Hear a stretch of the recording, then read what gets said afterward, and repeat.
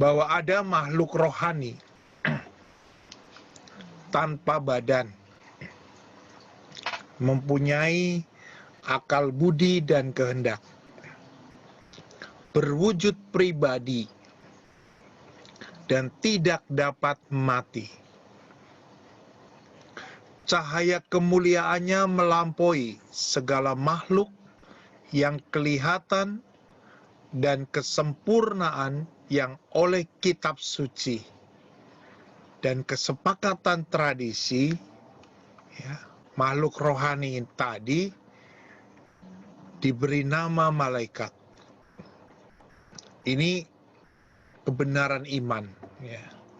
Mempunyai akal budi dan kehendak, berwujud pribadi dan tidak dapat mati. Cahaya kemuliaannya melampaui segala makhluk yang kelihatan dalam kesempurnaan. Nah, oleh kitab suci dan kesepakatan tradisi, unsur-unsur ini dinamakan malaikat. Lalu poin yang kedua, dalam kebenaran iman Gereja Katolik, ada 3 malaikat agung yang dihormati dan dipestakan setiap tanggal 29 September, yaitu Mikael, Gabriel, dan Rafael. Hanya 3 malaikat agung. Dan malaikat pelindung yang diperingati setiap tanggal 2 Oktober. Jadi kita melihat dipestakan itu berarti lebih meriah daripada diperingati. Maka setiap tanggal 29 September, gereja berpesta tentang 3 malaikat agung. Di luar 3 malaikat agung tidak termasuk dalam kategori kebenaran iman yang dirayakan oleh gereja secara resmi. Nah, kemudian tanggal 2 Oktober adalah peringatan malaikat pelindung. Selamat dikasih tahu.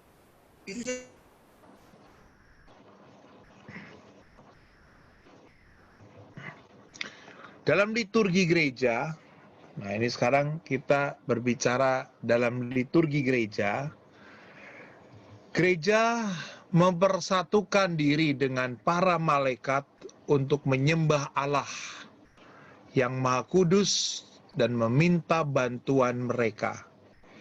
Tadi ada satu lagu yang kita nyanyikan bersama, judulnya adalah Pertolonganmu Begitu Ajaib. Itu berarti pertolongan Tuhan, bukan pertolongan malaikat ya, yang begitu ajaib. Lalu lagu yang kedua, Bersama Malaikat di Surga.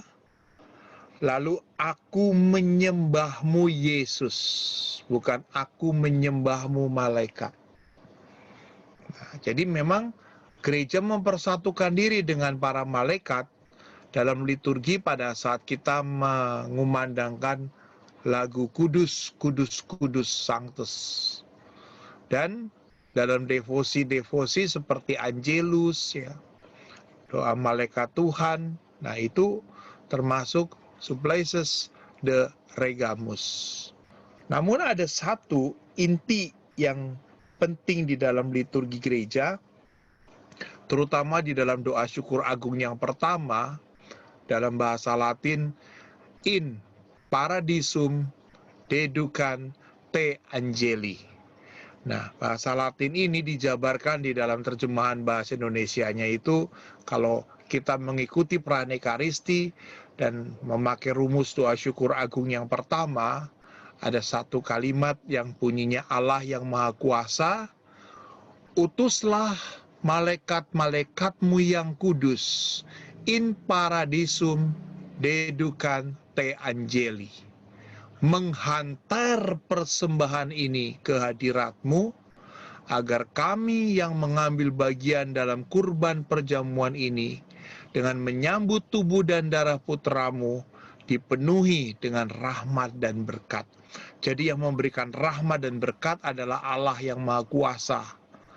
Malaikat-malaikat itu mendampingi kita untuk menghantar persembahan roti dan anggur ini kepada Allah yang Maha Kuasa.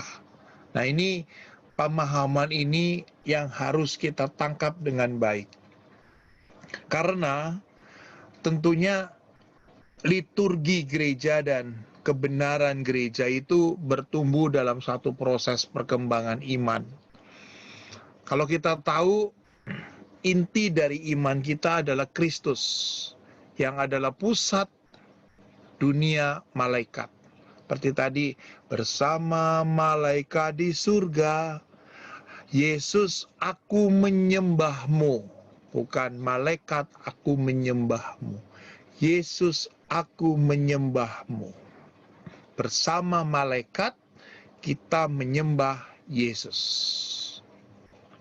Jadi malaikat adalah milik Yesus, tercipta oleh Yesus dan untuk Yesus. Di dalam Kolose bab 1 ayat 16, karena di dalam Dialah telah diciptakan segala sesuatu yang ada di surga dan yang ada di bumi, yang kelihatan dan yang tidak kelihatan, baik singgasana maupun kerajaan, baik pemerintah maupun penguasa, segala sesuatu diciptakan oleh Dia dan untuk Dia. Di sini bahwa segala sesuatu yang ada di surga dan yang ada di bumi, yang kelihatan dan yang tidak kelihatan, baik singgasana maupun kerajaan, baik pemerintah maupun penguasa, segala sesuatu diciptakan oleh Dia dan untuk Dia. Kalau kita belajar tersendiri tentang surat Kolose, tentunya Rasul Paulus itu berhadapan dengan satu kondisi orang-orang di Kolose, yaitu orang-orang Yahudi yang menjadi Kristen, tapi mereka masih bercampur baur dengan ajaran-ajaran Taurat. Sehingga ini bisa dipertajam kalau kita baca di dalam Kolose bab 2 ayat 18, itulah persoalannya. Dikatakan di dalam Kolose bab 2 ayat 18, janganlah kamu biarkan kemenanganmu. Jadi seperti Paulus menjadi wasit ya, melihat orang-orang yang sudah menerima Yesus adalah orang-orang yang sudah dimenangkan. Namun kemenanganmu digagalkan oleh orang yang pura-pura merendahkan diri, digagalkan oleh orang yang pura-pura merendahkan diri, ya, membuka hati sepenuh-penuhnya dan beribadah kepada malaikat, serta berkanjang pada penglihatan-penglihatan dan tanpa alasan membesar-besarkan diri oleh pikirannya yang duniawi. Nah, Kolose bab 2 ayat 18 itu menjadi satu catatan yang sangat penting untuk memahami tentang malaikat. Bahwa banyak sekali orang di sini juga bisa berkaitan dengan teguran Rasul Paulus, pura-pura merendahkan diri. Banyak sekali doa-doa yang diikuti di mana-mana, beribadah kepada malaikat untuk memperoleh yang namanya pikiran-pikiran duniawi. Doa ini supaya tujuannya mendapatkan harta, mendapatkan kedudukan, mendapatkan kemujuran, mendapatkan kemakmuran, dan seterusnya, dan seterusnya. Kalau ibu bapak juga ingat tentang surat Paus Fransiskus tentang sukacita Injili, itulah penyakit yang paling berat saat ini adalah keduniawian rohani. Jadi orang-orang rohani yang bermental duniawi, melakukan banyak ibadat, ritual dan seterusnya, lupa bahwa sebenarnya kemenangan kita adalah kemenangan di dalam Yesus. Jadi berdasarkan Kolose 1:16 dan nanti ada satu persoalan Kolose 2 ayat 18, maka kita akan melihat sekarang fokusnya bukan pada hal-hal yang bias kesana kemari, karena ini adalah satu pertemuan dan permenungan yang sangat singkat. Maka saya mulai dari Yesus. Bagaimana posisi dan peran malaikat dalam kehidupan Yesus? Karena bagaimanapun juga kita itu telah dimenangkan karena iman akan Yesus Kristus. Dimulai dari saat Yesus menjadi manusia, penjelmaan menjadi manusia. Di situ malaikat Gabriel menampakkan dirinya. Lalu kemudian dalam kehidupan Yesus yang menjadi manusia, dikelilingi oleh penyembahan dan pelayanan malaikat. Nah, kalau kita sekarang mau mencoba memahami apa artinya malaikat pelindung dalam hidup kita, singkirkan gambaran menurut fantasi, menurut imajinasi, tapi marilah kita pertajam lagi bagaimana peranan malaikat dalam kehidupan Yesus. Dengan cara inilah maka kita semakin beriman kepada Yesus. Nah, saya mengawalinya dengan 1 Korintus bab 10 ayat 13. Di dalam 1 Korintus bab 10 ayat yang ke-13 bunyinya seperti ini.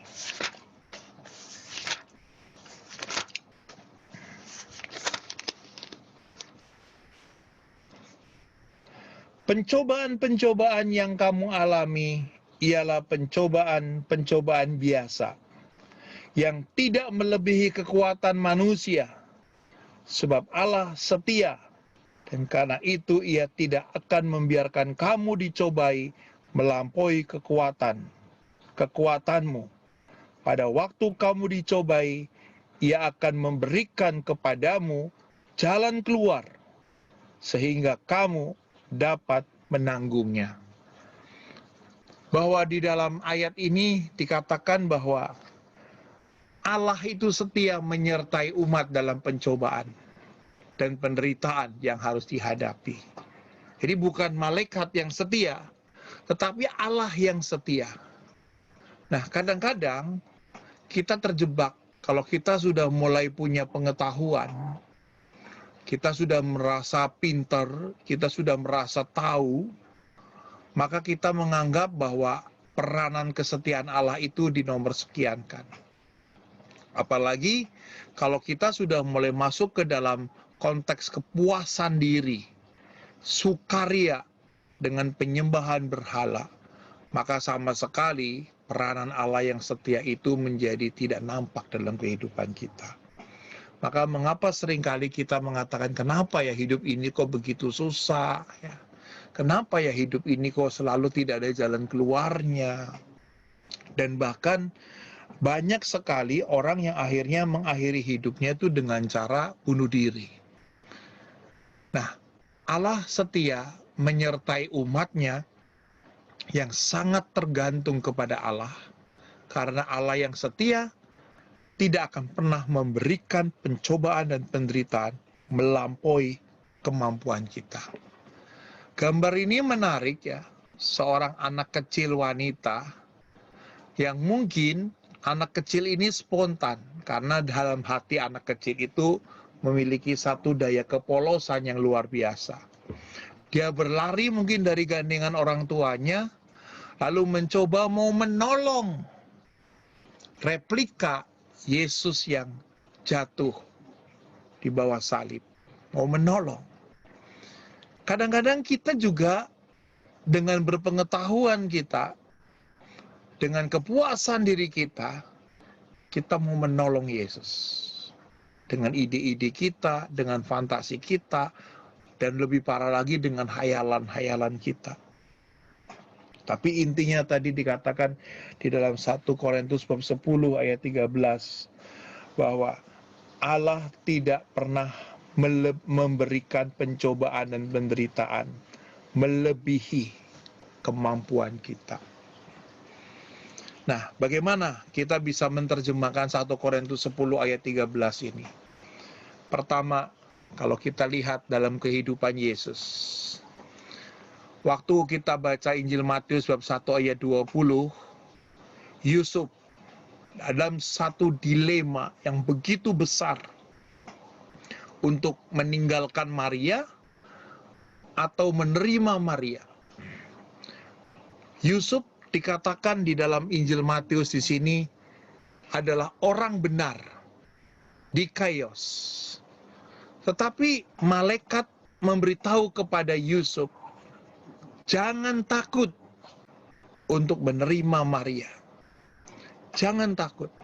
Nah, dilema Yusuf ini bukan dilema yang serba mudah, dengan segala resiko dan konsekuensi sosial, budaya, dan politik yang harus dia pegang. Dan dikatakan tidak takut untuk menerima Maria dan perkandungannya. Nah, inilah malaikat melindungi Yesus dalam usia kanak-kanak. Yusuf dalam dilema yang tidak tahu apa yang harus diambil keputusan, maka dalam kesempatan seperti ini, ibu dan bapak, malaikat menampakkan diri dalam satu mimpi. Dan keputusan Yusuf itu bukan keputusan yang serba lurus, yang serba enak secara sosial, secara budaya. Keputusan yang punya resiko yang begitu besar. Nah, di sini yang disebut dengan Allah tidak pernah memberikan pencobaan melebihi dari kemampuan Yusuf. Pada saat itu Yusuf sudah tidak tahu lagi apa yang harus dilakukan. Nah, ini satu poin yang kita tangkap bagaimana peranan malaikat dalam kehidupan Yesus. Yang kedua, pada saat kita membaca dalam Injil Matius bab 4 ayat 11, waktu Yesus dicobai oleh iblis di padang gurun, malaikat melayani dia di padang gurun. Nah, di padang gurun itu adalah satu kehidupan yang tidak ada kepastian secara duniawi. Tidak ada tanda-tanda apapun. Tapi apakah kehidupan Yesus itu dibiarkan oleh Tuhan?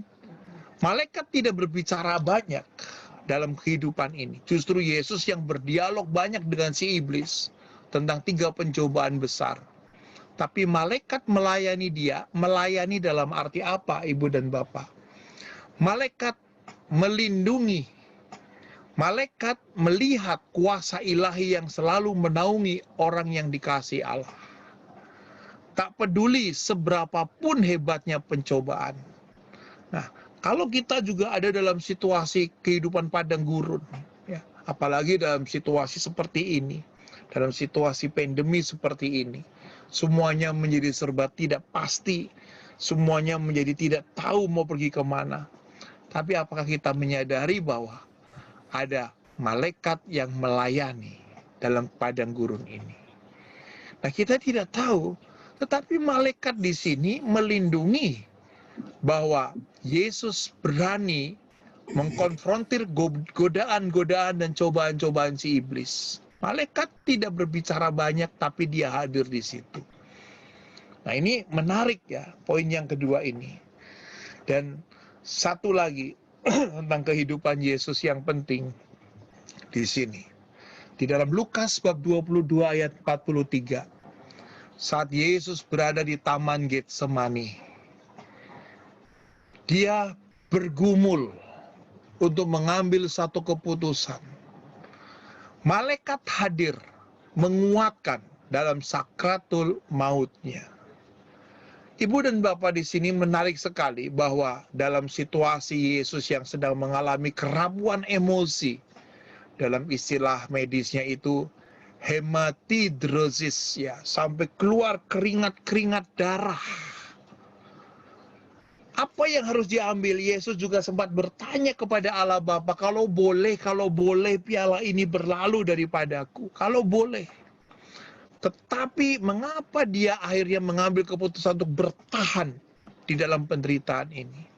Saat itu malaikat tidak berbuat banyak.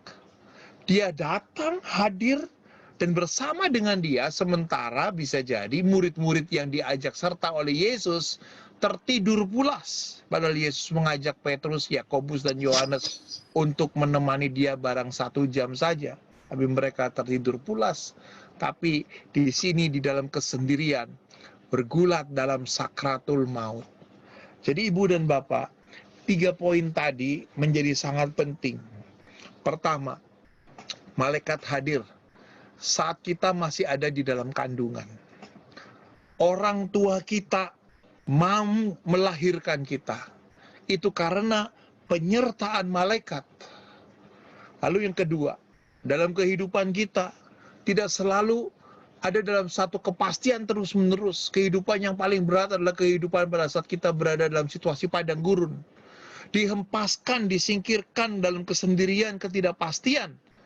Tetapi malaikat juga ada di situ. Dan yang ketiga adalah saat sakratul maut. Maka kalau tadi Ibu Dewi juga memberikan satu kesaksian bahwa pada saat mau mimpin renungan di salah satu tempat, lalu ada satu pengalaman bahwa disertai oleh malaikat, itu adalah bagian dari pengalaman iman yang tentunya berporos pada simpul-simpul yang belum seberat dari 3 kekuatan tadi. Saat kita tidak tahu apa-apa, orang tua kita memutuskan kita lahir, itu karena penyertaan malaikat.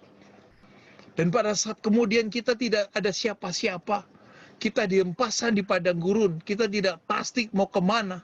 Di situ juga malaikat menguatkan kita. Justru pada saat itu iblis bersuara begitu kencang. Dan kita tetap tidak jatuh ke dalam pencobaan itu. Dan yang ketiga adalah dalam situasi ini, sakratul maut.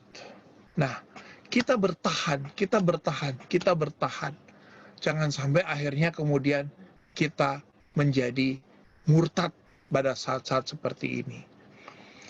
Nah, Ibu Bapak dan Saudara sekalian, ini adalah gambaran dari perjanjian baru. Maka saya ingin tampilkan juga satu pengalaman yang sangat penting dari perjanjian lama, yaitu pengalaman sahabat-sahabat dari Daniel. Dikatakan di dalam Daniel bab 3 ayat 24, kemudian terkejutlah Raja Nebukadnezar, lalu bangun dengan segera, berkatalah ia kepada para menterinya. Raja Nebukadnezar itu raja kafir ya, yang tidak seiman dengan orang Yahudi.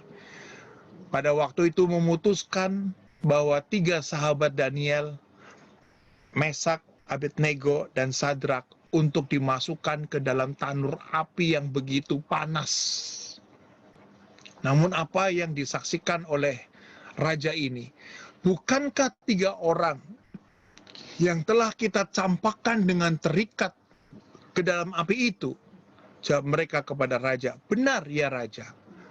Lalu dikatakan di dalam bab 3 ayat 25, tetapi ada 4 orang kulihat berjalan-jalan dengan bebas di tengah-tengah api itu. Mereka tidak terluka, dan yang keempat itu rupanya seperti anak dewa. Jadi kehadiran malaikat itu bukan kita yang merasakan, tapi bisa jadi orang-orang yang beragama lain, orang-orang yang memiliki iman lain, melihat keberanian kita, kesetiaan kita untuk mengarungi kehidupan ini. Kita tidak sendirian. Kita berada dalam penyertaan malaikat ini. Karena sebelum Sadrak, Mesak, dan Abednego ini dimasukkan ke dalam api yang panas ini, dia diperintahkan untuk menyembah patung-patung dari Raja Nebukadnezar. Lalu apa kata 3 sahabat Daniel ini? Sekalipun aku mati masuk ke dalam api, namun sekali-kali aku tidak akan pernah menyembah patung-patung itu. Nah, inilah satu keutamaan yang luar biasa. Jadi ada 2 kemungkinan pada saat sahabat-sahabat Daniel itu dimasukkan ke dalam api, itu bisa habis terpanggang seperti ini. Namun apa kata-kata mereka? Jika Allah kami yang kami puja sanggup melepaskan kami, maka ia akan melepaskan kami dari perapian yang menyala-nyala itu. Dan dari dalam tanganmu ya Raja. Tetapi seandainya tidak, hendaklah Tuanku mengetahui ya Raja, bahwa kami tidak akan memuja dewa Tuanku, dan tidak akan menyembah patung emas yang Tuanku dirikan itu. Tetapi seandainya tidak dan akhirnya mati seperti ini, maka mereka pun siap menjadi martir. Namun pada kenyataannya hasilnya bahwa mereka hidup, mereka disertai oleh malaikat Tuhan. Jadi intinya kembali lagi di dalam 1 Korintus bab 10 ayat 13. Allah tidak memberikan pencobaan yang melebihi kita.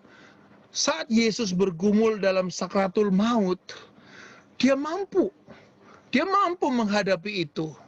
Dia bergumul dan malaikat menyertai.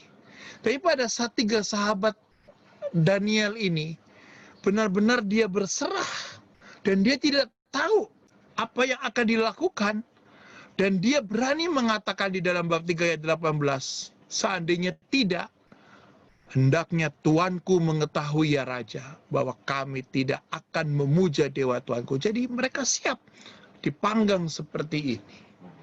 Nah, inilah yang sebenarnya prinsip dasar iman akan Tuhan yang sebagai yang utama.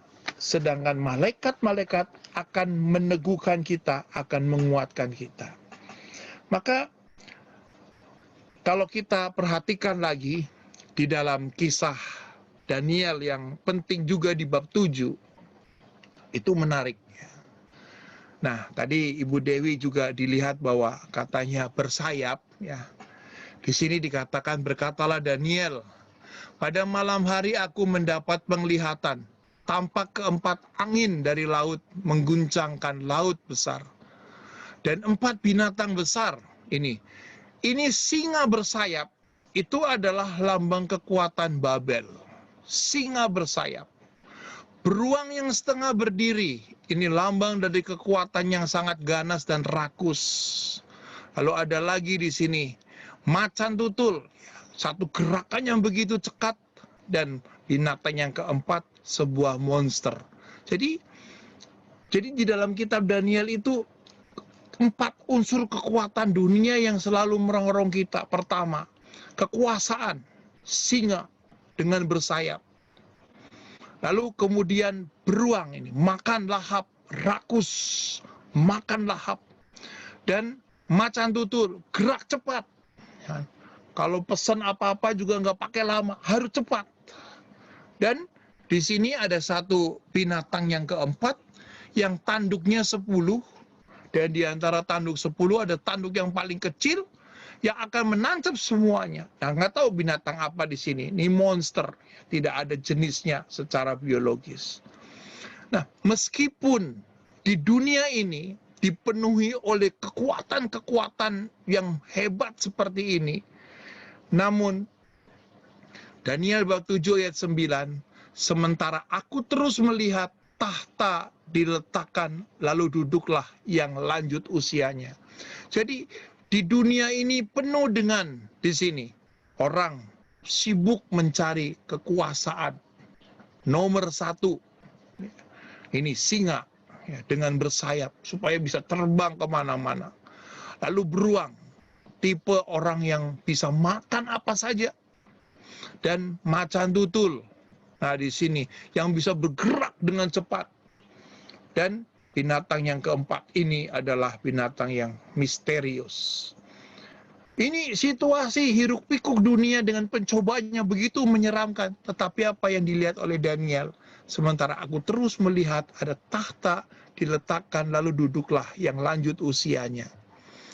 Dan di dalam bab 7 ayat 10a, suatu sungai api timbul dan mengalir dari hadapannya.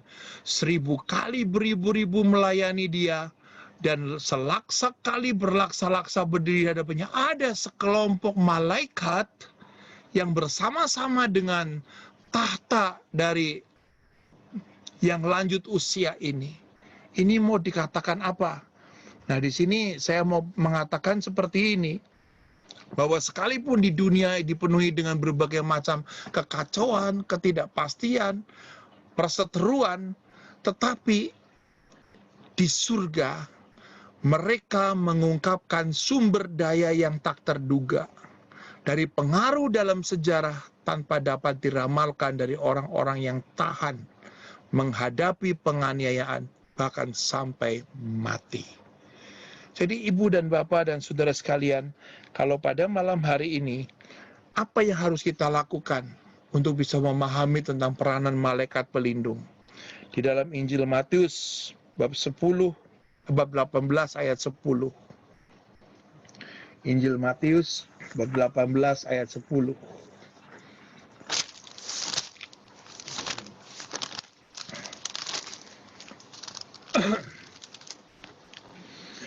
Ingatlah, jangan menganggap rendah seorang dari anak-anak kecil ini, karena aku berkata kepadamu, ada malaikat mereka di surga yang selalu memandang wajah Bapakku yang di surga.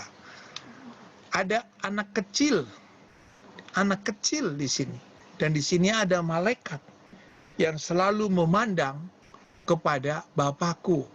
Jadi intinya di sini anak-anak kecil itu dilindungi oleh para malaikat. Dan apa yang dimaksud dengan anak-anak kecil itu? Kerendahan hati, memberi perhatian dan keterbukaan yang sama. Dan di dalam bab 10 ayat 42, siapa yang dimaksud dengan anak-anak kecil adalah orang-orang yang sedang bersaksi tentang imannya, menjadi seorang misionaris, menjadi seorang yang sedang mewartakan Injil di tengah-tengah serigala. Nah, di situ dibutuhkan kerendahan hati, memberikan perhatian, keterbukaan yang sama. Lalu di dalam bab 25, ayat 40 dan 45, kalau kamu memberikan kepada orang yang kecil dan hina ini, kamu memberikannya untuk aku. Jadi intinya Ibu dan Bapak berbicara tentang malaikat pelindung, dan malaikat itu begitu pekat dalam kehidupan kita, kalau kita dalam hidup ini sudah seperti anak kecil ini. Nah, bagian kesimpulan dari permenungan kita pada malam hari ini adalah, pertama, Yesus terus bertahan dalam pencobaan tanpa harus memanggil para malaikat untuk menolongnya. Karena dikatakan di dalam Matius 26 ayat 53, ya. Matius 26 ayat 53 itu luar biasa di sini. Atau kau sangka bahwa aku tidak dapat berseru kepada Bapakku supaya ia segera mengirim lebih dari 12 pasukan malaikat membantu aku. Jadi waktu Yesus dihimpit ya dalam situasi yang sulit, Yesus tidak berteriak, malaikat tolong, tolong, tidak. Karena apa yang dialami oleh Yesus itu adalah satu kemampuan yang masih bisa dia atasi. Lalu poin yang kedua dikatakan di dalam Mazmur 137 ayat 1 yang bunyinya, ya Tuhan, aku bersyukur kepadamu dengan segenap hati. Aku bermazmur bagimu di hadapan para malaikat. Nah, Santo Bernardus mengatakan seperti ini. Ya. Demikianlah para malaikat itu berada di sini. Mereka ada di sampingmu. Mereka ada bersamamu. Mereka ada bagi kamu. Dan kita dibiarkan oleh Allah untuk tetap hidup di dalam penyelenggaraan Tuhan. Dan seluruh kehidupan kita tidak akan pernah kita menerima beban itu melebihi dari kemampuan kita. Malaikat meneguhkan kita, malaikat mendampingi kita. Mereka ada di sini untuk melindungimu serta melayanimu. Dan meskipun Tuhanlah yang telah menunjukkan ya, bahwa kita sungguh-sungguh berada di dalam penyertaannya, Allah kita adalah Allah yang setia. Jadi intinya Ibu dan Bapak, pada malam hari ini yang bisa saya katakan di dalam permenungan ini adalah malaikat itu ada sebagai makhluk yang tidak kelihatan, dan dia akan menyertai kita sekalipun kita tidak melihatnya. Namun dia akan meneguhkan kita tanpa kita sadari. Pada saat kita menghadapi padang gurun kehidupan, pada saat kita menghadapi sakratul maut, pada saat kita menghadapi situasi yang belum jelas di dalam kandungan. Nah, intinya penyertaan malaikat itu diukur juga oleh kemampuan kita kalau kita mau menjadi seorang anak kecil ini. anak-anak kecil itu dilindungi oleh para malaikat Tuhan. Tuhan Yesus menyertai kita semuanya. Amin.